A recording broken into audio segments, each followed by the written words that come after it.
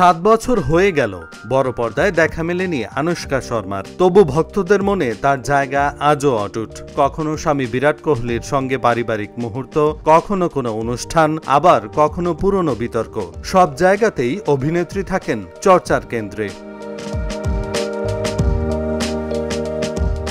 বলিউডে আনুশকা বর্তমানে যখন কেবলই অতীতের মধুর স্মৃতিচারণ, তখন ইন্টারনেটে ভাইরাল হয়েছে করণ জোহরের সেই পুরনো স্বীকারোক্তি, যেখানে তিনি স্বীকার করেছিলেন তিনি সত্যিই আনুশকা শর্মার ক্যারিয়ারটা শেষ করে দিতে চেয়েছিলেন।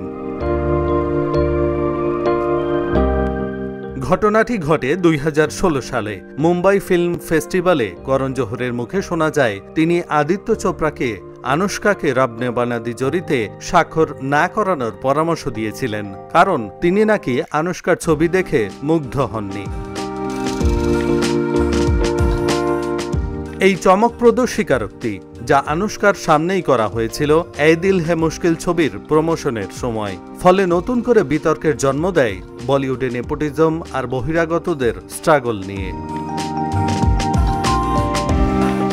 তবে সব বাধা পেরিয়ে আজও বলিউডের অন্যতম সফল ও জনপ্রিয় অভিনেত্রী আনুশকা NH10, PK, সুলতান, দিল ধড়কনে দে, সুই ধাগা, সঞ্জু এর মতো একাধিক ব্লকবাস্টার সিনেমা উপহার দিয়েছেন তিনি।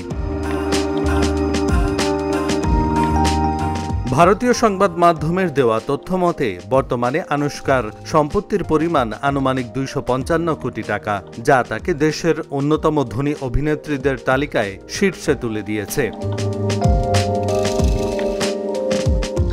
2018 সালে জিরো ছবির পর আনুশকা বড় পর্দা থেকে দূরে রয়েছেন, যদিও 2022 সালে ঘোষণা করা হয়েছিল তার কামব্যাক ছবি হতে চলেছে চাক they express.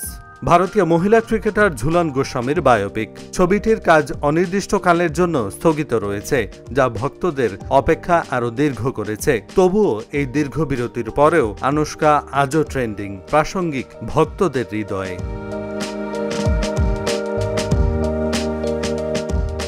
Ehsanul Haque, Dhaka journal.